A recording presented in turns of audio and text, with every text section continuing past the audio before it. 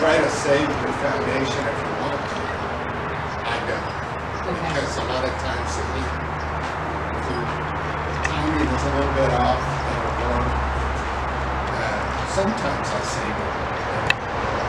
Then I'll just get the wax off anyway. So when you bring it out and you just pop out the foundation, and then the next time you want to use the frame, you just put in new foundation, right. And then do you put a little bit of wax on top of the new foundation, or you just put it in? No, I buy it wax. Okay, yeah. But also, in the process, if I put foundation in here, brand new with no wax, I can dip it into this pot, and the wax will have a layer on top.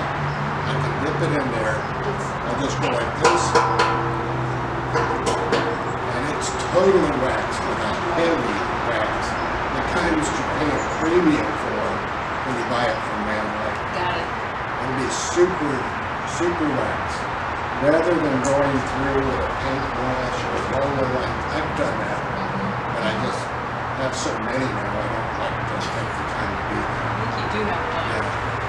So you end up with a frame like this. This frame will be, if you feel that, it's got wax all over it. The bees really like that. It gives them a little something to get started. So if you don't have a pot this big,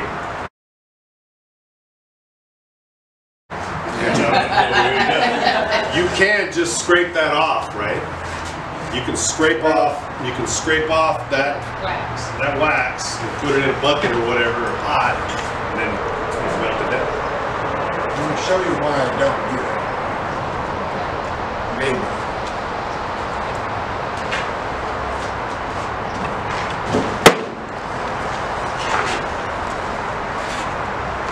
You gonna go try to step? Yeah, the real dark wax. I can't scrape it anymore. I just can't do it. Yep. So there's a frame that's had brood in it. It's darker. It's also got wax moss on it. There you go, scraping it in. So you just scrape it in. Well, you can try.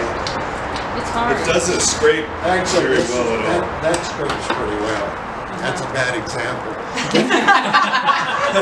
Don't do this because it's too hard. This is the first year. If I had reused this from last year, it does not come off easy. You can get it, but boy, you will work out.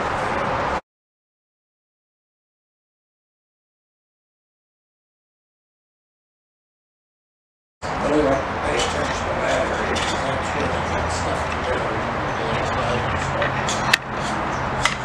So you clean it up, make it cool. Talk about the little diamond. They make this, I think I could do a better job making one than I got this one. And then you can clean these grooves up. Because that new foundation is going to go in here. And then you just take your new piece of foundation and smash it. What's the new foundation? Is it? The dimension? Esa cosa amarilla donde las abejas hacen So that thing is, Go ahead and get some right here. that thing is, that is confusion. Yeah, that's okay, so that thing is added to the frame, am I correct? Yeah. I see, okay. So there's a groove in the frame. Okay. It slides in there, pops in.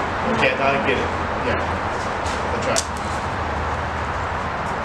That's a new Yeah, that's right. Yeah, okay. Yeah. So that new frame, you got brand new foundation. Okay, now. You just stick it in there, okay. How often do you change it? You should change it about every second year.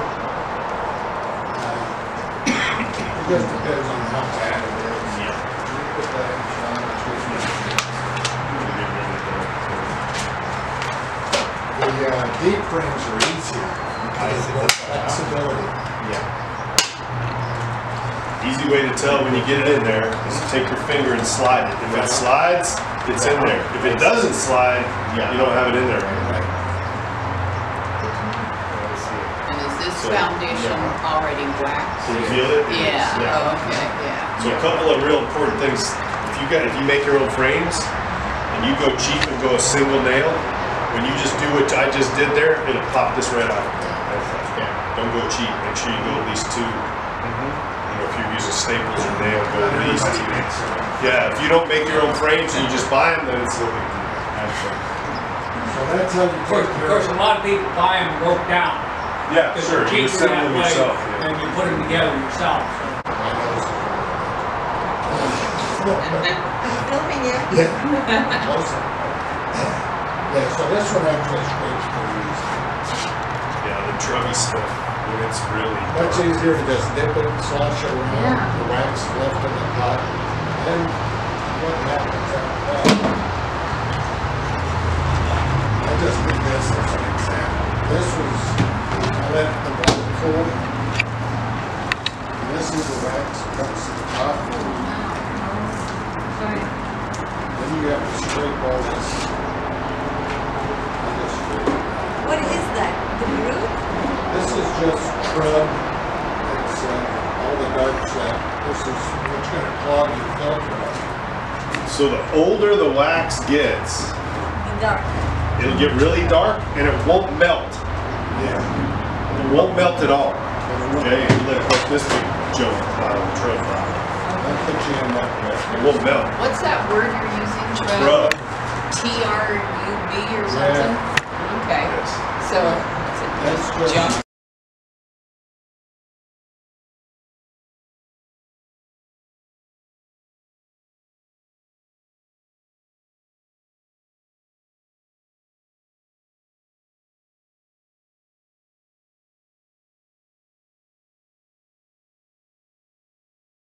Real quick.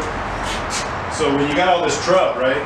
So like this right here, this is from an extraction. See how dark that is? Look at how dark that stuff is. Yeah. Okay, that's from an extraction we did down in Holland Road. So when you're boiling that stuff, so you're putting it in a big pot, right? Throw it with some water. You want to have a couple of 3 inches of water at least. You don't have to go super lots of water, but you throw all that in there, it'll start to boil. It'll start to melt. Now you're going to have a whole bunch of this junk, okay, that's down in the pot. You can strain this with some kind of a heavy strainer. I use a spaghetti one like this, and I use a metal spoon, and I'll press all that wax out of it because there'll be a bunch of wax in there. If you look at this, you look at it, there's wax in there. So I take all his stuff he does like this because he just grabs it and throws it in here, right? Well, I'll take all this and throw it in a bucket and I'll melt it. And out of that, I'll probably get, I don't know, half pound or a pound of wax, maybe something like that. you know what? But it's work. You gotta press it all out. I used to actually put a wick into that. And I would use it. Probably burn forever. It does. You can actually wick that stuff and it'll burn like a candle. Yeah. So you can get creative and so you're not so wasteful. Right. But I don't think anybody would buy that. You could call it like, you know, deer food. Halloween, you know, hey. Yeah, something. So I can take, anytime we do an extraction, I'll take every bit of wax, junky, trubby crap, I'll take it all because I'll melt it and then do that process, you know, pushing it through that strainer. Now it will come out darker, way darker than capping wax. I wonder if it would have any use even for the bees or not. Not nothing. They won't really, this kind of stuff, they won't even really pay much attention. If you heat it up, If you heat it up, they will. It's just waxing it. when that's warm, they cover that up. And they're getting something out of it. And like yesterday when I was doing this, I don't think you would have been standing there. Really, how many I was there and there were probably 10,000 bees. And I'm just, oh man. They don't bother you, they have no interest, but if they get under my glasses or they're gonna get you. That's a, What I've got a small solar melter that I did myself. And I put mine in there, and I get this stuff. But I found that I was starting to break it up some, and there's still a lot of honey left in it after going through the melter. And so I just put some plastic out and laid it around there, and next thing you know, I'm swarming with bees coming and getting that honey that's still in there. That's another option. When you uncap honey, all that capping is wax. You have to wash it. If you don't want to wash it, I've got these big metal trays. I spread it out. I go on the South 40 over here and set it out. Those bees will clean it up. Amazing. It'll be like it's been through the dishwasher.